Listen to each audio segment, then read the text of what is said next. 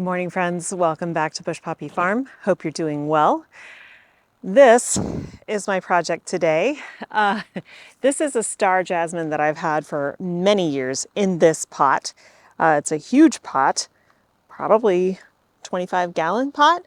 And until this year, it's been doing amazing. It still bloomed amazingly this year. But as you could probably see, the top part here is where all of the green is, and it's much more scraggly down here. Plus, a lot of it's dying back because it's done blooming for the year. Now, I should have done this like 2 months ago, right after it bloomed, but it'll be fine. We're going to do a major hard prune. The other reason I want to do this is that the trellis itself needs to be picked up and repositioned in this pot, and I want to add some more soil. So this pot has not been I haven't given any soil or any fertilizer or anything for a couple of years.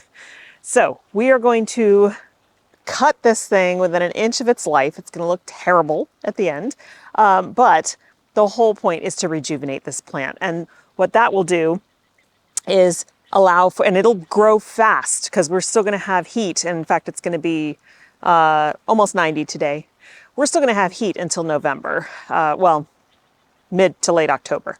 And so this will have plenty of time to rejuvenate, and then next spring it will really take off. And so that'll fill in down here. I'll be able to train lower branches. We'll have a lot more color from the bottom up to the top, and so it will fill out this trellis better. So that is the plan for today. But before we start that, I just wanted to show you this stuff here. These are Fire Island hydrangeas, and you can see how huge these heads are. Let me bring you in close so you can see. Okay, so here is one of the heads, and you can see it. So I'm holding my hand. It is the size of my face. It's absolutely enormous. This hydrangea stays in the shade all year, which is, even though it's called Fire Island, it can handle more sun, but I notice when there's a lot of sun on it, it tends to wilt. So it's in the shade here. It might get 30, 40 minutes of sun a year, but that's about it. A day, but that's about it. So it produces tons of these beautiful blooms. When they fade to this gorgeous, like antique-y pink and green color. They are absolutely gorgeous. And they stay on the plant for months. So what I like to do is harvest them. Here's one down here, one of the first to bloom. It's even more antiqued. So I should cut this one off and dry it. But I do like to dry these because they dry incredibly well, and they're beautiful in wreaths, dried wreaths. But so I am going to harvest that today. And in fact, we'll do that first. I want to cut this plant back. Part of the thing about these macrophylla hydrangeas is that they bloom on old wood. And if you do a really hard prune, like when I prune limelight hydrangeas, which are panicle hydrangeas, you can cut those down to the ground and they'll come back every year with new growth because they bloom on new wood. These guys bloom on old wood. So these stems that have the flowers on them were stems that grew last year. So I don't want to cut back anything that might be a new stem this year that will give us flowers next year. So the easiest time to cut them back is when they're in flower. Because you can see, okay, this one flowered this year, it's not going to flower again next year. And this is an aged bloom, so I'm going to take it off. Part of the reason I need to do a pretty hard prune here is that it has gotten super leggy, and all of its blooming stems are really long and away from the base of the plant. So you have, a foot or so of wood before you get the green and the flowers. So I kind of want to reset it by taking some of these off. Right now, I'm only going to take off the aged blooms because I just want to leave these beautiful ones here. These, when they're like this, they don't dry as well when they're fresh like this. So I like to wait till they're aged like this and then cut them. But as each of these dry down, I will cut these sticks all the way back to the base so that it will regenerate new next year.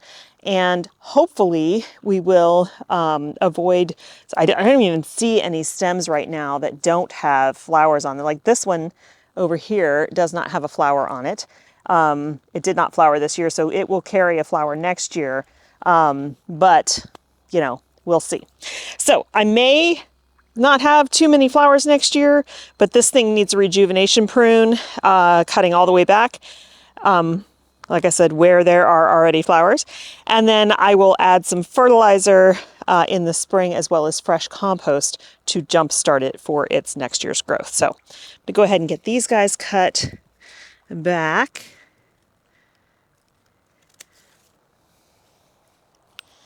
I mean, just so pretty. All right, which stem are you? You go all the way here.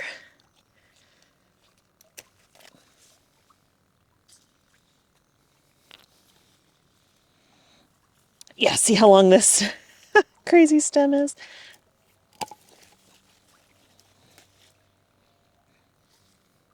Okay, now I'm going to leave the rest of these to let them age a little bit more. But what I really want is for the next year's stems to be closer into the pot. And I just want to show you this beautiful begonia. I don't remember what the variety is, but this is the first time I've ever grown tuberous begonias, and they are really fun. The way they start before they bloom is this crazy, like, flat seashell scallop kind of thing, and then they open to give you these gorgeous blooms. Now I have ones in the front of the patio that are very blousy. These are singles here, but just as gorgeous. I've just really been enjoying these. So this pot will come into the greenhouse in the winter because these guys do not deal with the cold. So it'll stay in the greenhouse where it can be frost-free for the winter. And then once we're past our first frost, it'll come back outside and enjoy another summer out here. Okay, so I'm just gonna take after this star jasmine, and we're gonna take it from looking lush and beautiful to looking pretty scary, but it'll pay off in the long run.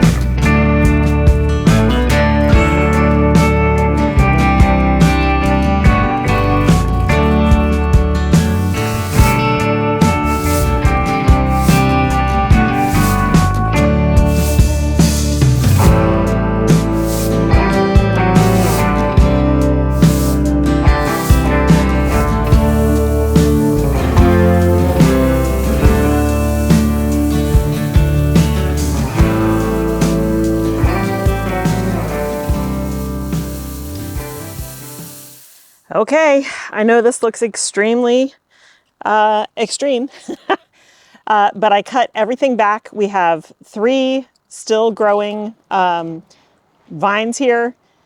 I gave the plant a whole bunch of fertilizer and a new topping of soil, and then deeply watered. And there's really pulleys and other stuff in here, so I mean, that's all good stuff. It will come back, and I think by the end of the summer here, we'll have it at least up to here. And and there'll be more branching. I will do what I can to cut lower as time goes on and adds more vines so that we have more branching at the bottom. And I will train it so we have more flowering down here, and then that gives it many more years to climb this trellis. It's a big trellis. Now that that job is done, whew, and yes, I guess that area does get some sun. As you can see, the stuff is in sun. Doesn't get very much though. The trees in this backyard have grown tremendously since we moved in 2017. And we've had tree services come out and trim off branches where possible to keep them from going into the pool and stuff like that. But the city has a rule about you can't cut down heritage oaks. And so all the oaks in our creek side are considered heritage oaks, and so they have to stay. So all we can do is cut them back. But we are hoping to get rid of a lot of the trees that are on this fence line because the fence line is just on the other side. It's the driveway for our neighbors. And these trees were put in 2001 when this pool was put in. So they didn't exist before. And there are a few oaks. There are California buckeyes. There are, actually, I think that's all there is. And all of those can be cut back or cut down completely. And they've created so much shade in this yard, which is like, yeah, on a really hot day, shade is nice. But the pool stays shaded most of the day. It might get an hour or so of sun. And so since we don't have a heater on the pool's pretty cold. And so even in the summertime, nobody wants to swim in it. I know that's first world problems. I'm not complaining. But the other thing is we have a solar roof, and every year we're producing less solar because of the trees. So yeah, we would like to cut back a whole bunch of trees on the property, including up by the front garden where I've shown you before. We've got extremely tall poplars and willows that are blocking a lot of sun from that garden. Those we are allowed to cut out or remove. So I don't want to remove them. I just want to cut them way down. Especially the willows, because those willows don't have a central leader. And so you can cut them way back and they won't look weird. Trees with a central leader, if you cut them back really hard, they look ridiculous. And it can also do some damage to the tree because a central leader is like the main source of water and nutrients for all of the branches on that kind of tree. Anyway, because it's so hot, I am going to do my next job in the shade. I'm going to clean out my honey extractor, and I'll show you what that looks like. It's really dirty, and I am months behind harvesting honey. It's still fine to harvest it at this point. So I'm hoping to do that in the next couple of days. However, I wanted it to be a warmer day for the bees, because the warmer it is, the more of them are out of the hive. But I don't want it to be so hot, because then I'm literally like dying in that bee suit. And the honey extraction is going to be a challenge. Basically, I'm just going to take off the honey supers, move them completely off, but I don't think I can lift them by myself. They have 10 frames each, and those full of honey, you're talking about 50 to 60 pounds in that box alone, and it's already up at this height. And so it's going to be really challenging for me to carry that up through that craggy hillside. So normally what I do is I take the frames out one at a time and carry them up and put them in a Rubbermaid plastic bin with a lid on it, because the bees, it's hard to get them off. And then I can carry the other half. So we'll see how that goes. But we're getting towards the time period in the next month or two, about 6 weeks or so, where I need to start condensing down the hives for winter, because you don't want them to have a huge amount of space. Number one, their numbers are lower, and so that means it's harder for them to keep that whole big space hive of multiple boxes warm. And so if you condense down the space, and then the queen only lays, because she'll slow down her laying in the winter. If she only lays in a small space inside one box, then it's much easier for the lower population of bees to keep that brood warm. Because remember, they have to keep the brood at 95 degrees Fahrenheit. And if it's 30 degrees outside or 20 degrees outside, they have to work really, really hard to do that. So the more space they have in the winter, the harder it is for them to maintain the temperature inside the hive.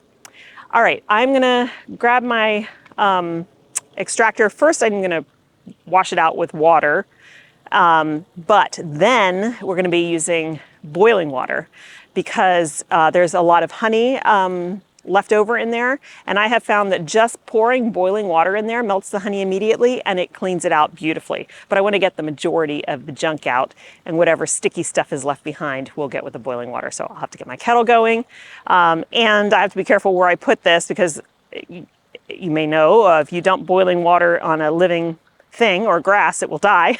So we're going to put this over the edge of our retaining wall where there's basically just dirt and sandbags. So I'm gonna get myself set up and we'll get cleaning this extractor so that in the next couple days we can harvest and use it to extract the honey from the frames. Okay, so here is my extractor. It is basically just a giant cylinder. These are the lids that go on top. And in the front of the cylinder is a nozzle. It's not connected right now, but there's a gate there. We open this and see, we've got to clean all this out. This gate is where the honey comes out and it gets filtered through a filter into a big 5-gallon bucket. Now, how that happens is you've got this big thing here, and it goes inside, and each of these slots holds a frame. So this is a 3-frame extractor. And basically it's just a centrifuge. It's got a crank that goes on top, and you connect this all, put the frames in after you've uncapped them, and spin the centrifuge. This thing shakes a lot because it's very heavy. Those frames are heavy. And then and the honey comes out, it hits the sides and it slides down and it goes out through that gate into your filter and then into your bucket. So what I need to do is clean it. I mean, it's dirty, gross, dirty. So I'm gonna scrub it out with soap and water first. And then to get all of so inside the extractor, there's not that much, but there's usually some beeswax that hits the walls and a little bit of leftover honey. And that doesn't come off with soap and water, as you may know, easily. So that's what I use the hot water for. So really, this is just a cleaning project. And once we get it clean, then we can dry everything and reassemble it, because you don't want this to be wet when you do your extraction. Any water in honey is going to interfere with its shelf life. So that's another reason why there are certain times when to harvest honey. And when we do that, I'll show you what I'm talking about.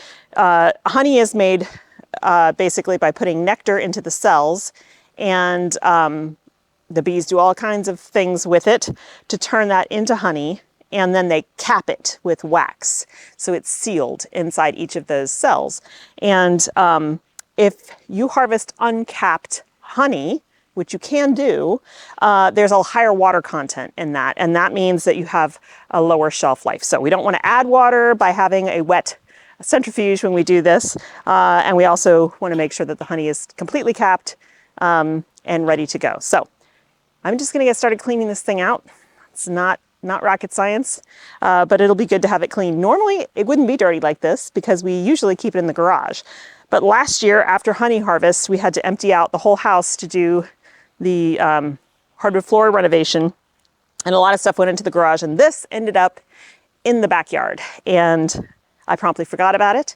So it got full of leaves and all kinds of other stuff. Now, this is stainless steel, so it will come clean just fine. But yeah, that's not the proper way to store a honey extractor. So I'll probably have to end up storing this in the greenhouse this year because we don't have a lot of room in the garage. And in the greenhouse, it'll be safe and dry, and it won't get dirty. All right, I'm gonna get started cleaning this out, and I am so glad there's shade because it is hot even in the shade.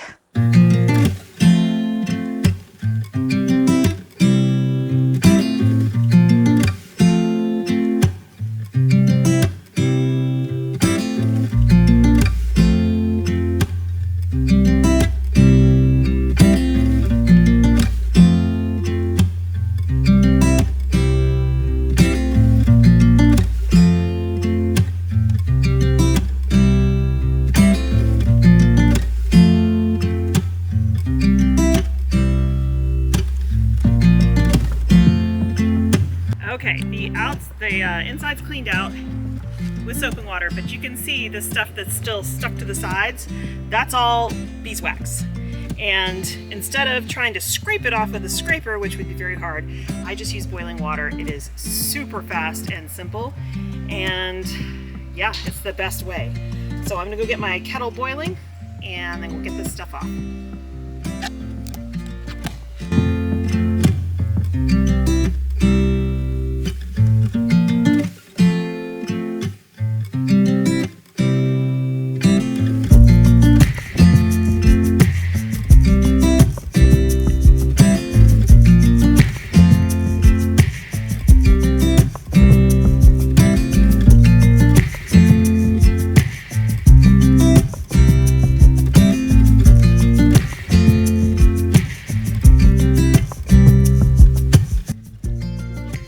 All right, nice and clean. All the wax and the leftover honey is gone.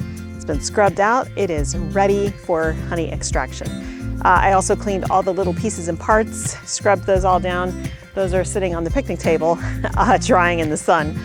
So hopefully in the next couple days, I can harvest honey and we can go through an extraction.